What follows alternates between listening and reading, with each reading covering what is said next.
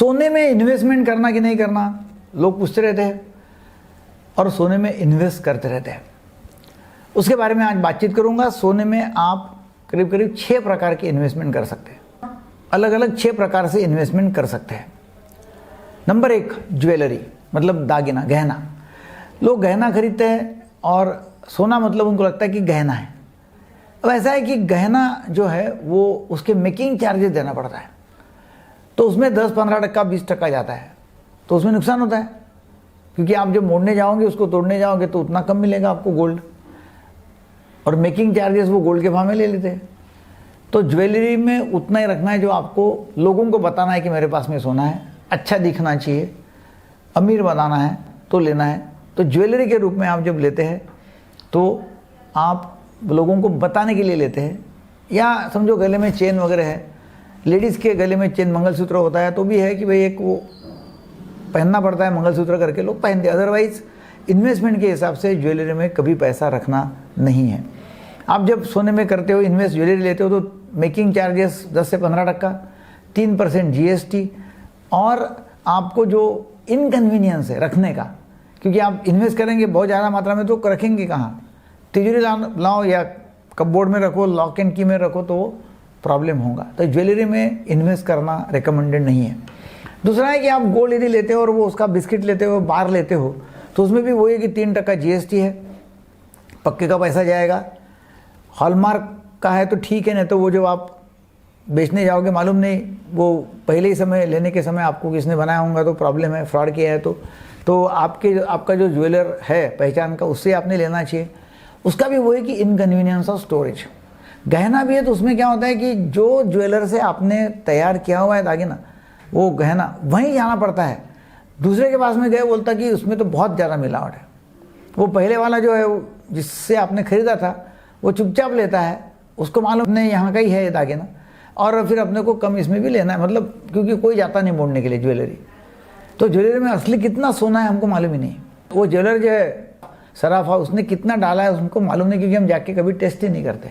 हाँ, जो pure gold है वो हमको मालूम पड़ता है कि 24 कैरेट का गोल्ड है और उसमें आप इन्वेस्ट करते हैं, और उसमें भी रखने का प्रॉब्लम है। सोने में इन्वेस्ट जब आप करते हैं तो 7-8% का आपको मुआवजा मिलता है, मतलब एप्रिसिएशन मिलेगा। 7-8%, 9% मिल सकता है। और जब ये प्रॉब्लम्स है तो सोने में इन्वेस्ट ऐसा इस तरह का करना कोई रिकमेंड नहीं करता है कि भाई सोने में इन्वेस्ट करो। सोने में उतना ही करना है इन्वेस्टमेंट जो आपको इमरजेंसी फंड करके लगता है कभी काम में, क्योंकि सोना आधी रात को भी आपको काम में आएगा। और हमारे यहाँ ना ज्वेलरी और ये सोना खरीदना और रखना, ये हमारे देश में बहुत ही, मतलब लोग बहुत ही उसमें इमोशनली इन्वॉल्व है। ये गहना है उसमें इमोशनली इन्वॉल्व है, और सोना खरीदना उसमें भी है। दुनिया का, पूरे वर्ल्ड का 11% सोना अपने यहाँ है, अपने देश में है। 11% सोना, बहुत ज़्यादा सोना अपने पास में है, अपने देश में है। फिर तीसरा है डिजिटल गोल्ड।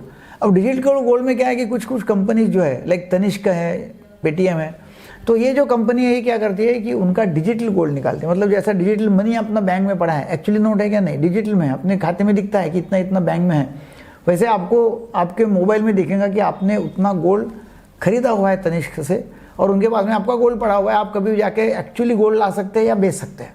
इसमें भी वही प्रॉब्लम है, GST का है।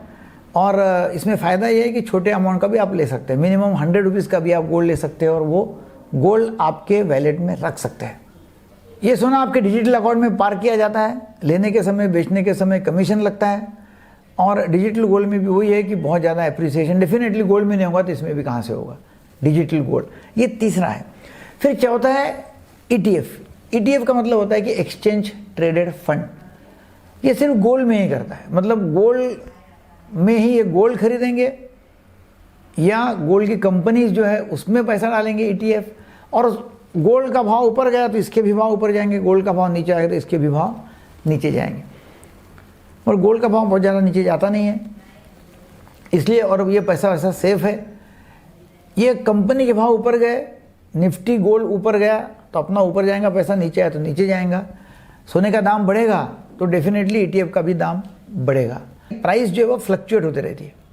इसमें करीब 0.5% कमीशन लेता है जो कंपनी, जैसा अभी एक्सिस बैंक का ETF है, HDFC का ETF है, SBI का ETF है, निप्पॉन इंडिया का ETF है, मतलब अलग अलग कंपनीज का ETF है कि आप उसमें पैसा डालो आप कितना भी डाल सकते हैं, मतलब मिनिमम 1 यूनिट आपने लेना जरूरी है। जो भी 48-50 का समझो भाव होगा उतना तो कम से कम एक लेना है, और वो भाव बढ़ेगा जैसा सोना बढ़ेगा वैसा।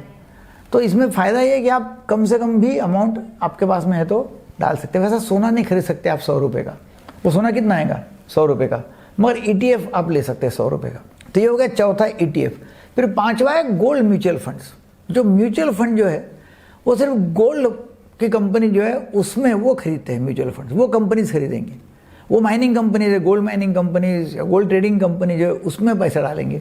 वो कंपनीज पैसा मिलाएंगी, बढ़ाएंगी, उनका पैसा बढ़ेगा तो ये म्यूचुअल फंड का भी पैसा बढ़ेगा। फिर इसका क्या एडवांटेज है? कोई ज़्यादा एडवांटेज है नहीं ये म्यूचुअल फंड का, क्योंकि म्यूचुअल फंड जो है वो ETF में भी पैसा डालेगा। अब म्यूचुअल फंड यदि ETF में पैसा डालता है मतलब ETF का भी चार्ज लगेगा और म्यूचुअल फंड का भी चार्ज लगेगा, तो ये बहुत महंगा होता है। ETF ठीक है म्यूचुअल फंड से, गोल्ड म्यूचुअल फंड में बिल्कुल ही रिकमेंडेड नहीं है, क्योंकि आपको उसमें 1 से 1.25% चार्जेस म्यूचुअल फंड के लग जाएंगे, कभी कभी 1.5% भी लग सकता है, तो बहुत कॉस्टली होता है। वैसा कोई भी म्यूचुअल फंड जो है ना वो कॉस्टली है। समझो आप 1000 रुपये डालते हैं म्यूचुअल फंड में, तो 1000 रुपये थोड़ी इन्वेस्ट करते हो, 1000 रुपये का थोड़ी आपको इन्वेस्ट देते हैं। हर म्यूचुअल फंड का अपना अपना रहता है कि कोई म्यूचुअल फंड 1000 में से 100 रुपये से लेके 300 रुपये उनका चार्जेस ले लेंगे, काट देंगे। मतलब 1000 आपने डालेंगे 800 रुपये ही इन्वेस्ट करेगा म्यूचुअल फंड, 200 तो उसने पहले ही काट ली। तो म्यूचुअल फंड का ये रहता है, ये गोल्ड म्यूचुअल फंड हालांकि ज़्यादा महंगा है। फिर आता है सॉवरेन बॉन्ड्स। सॉवरेन बॉन्ड जो है वो गवर्नमेंट इशूड है, छठवा। ये गवर्नमेंट 3-4 महीने में 6 महीने में लाती है, और ये भी आप जितना कम मतलब उसमें जो भी एक अमाउंट है कि भाई इतना इतना मिनिमम आपने डालना चाहिए, उसमें आपने डालना है, इन्वेस्ट करना है। उसमें ज़्यादा पैसा कमीशन में लगता नहीं है। फ़ायदा ये है कि गोल्ड जब आप बेचेंगे उसमें, मतलब वो लॉक इन पीरियड रहता है, जब आप बेचेंगे तो गोल्ड का भाव जो बढ़ा हुआ रहेगा वो भाव में आपको पैसा मिलेगा, और उसके साथ साथ 2.5% गवर्नमेंट आपको देती, 2.5%। तो गोल्ड में इन्वेस्ट करना ही है तो आपने गोल्ड सॉवरेन बॉन्ड्स में इन्वेस्ट करना है, जहाँ आपको मैक्सिमम रिटर्न मिलता है। तो ये छठवां तरीका सॉवरेन गोल्ड बॉन्ड्स। और इसमें यह है कि आपको टैक्स लगेगा, किसके ऊपर? जो 2.5% गवर्नमेंट दे रही है इंटरेस्ट, उसके ऊपर टैक्स लगेगा। गोल्ड के भाव बढ़ेंगे उसके ऊपर नहीं लगेगा। तो सॉवरेन गोल्ड बॉन्ड जो है वो डेफिनेटली गवर्नमेंट बैकअप है, एकदम 100% सिक्योर्ड है, कोई फ्रॉड नहीं है, कोई प्रॉब्लम नहीं है। गवर्नमेंट डूबेगी तो बॉन्ड डूबेगा, गवर्नमेंट डूबने के कोई चांसेस है नहीं। तो ये 6 तरीके गोल्ड में not recommended, but social status, social approval, ego, इसके लिए। या दूसरा फिर अपने हाथ में हैंडी कैश है, गोल्ड है मतलब आपके पास में कैश है, समझ के चलो, रात को 12 बजे भी काम में आएगा। तो जो इमरजेंसी फंड है वो आप गोल्ड में पार्क कर सकते हैं, अदरवाइज गोल्ड में रखना बहुत ज़्यादा होशियारी का काम नहीं है। ये वीडियो आपको अच्छा लगा जो लोगों को शेयर करो। Thank you very much.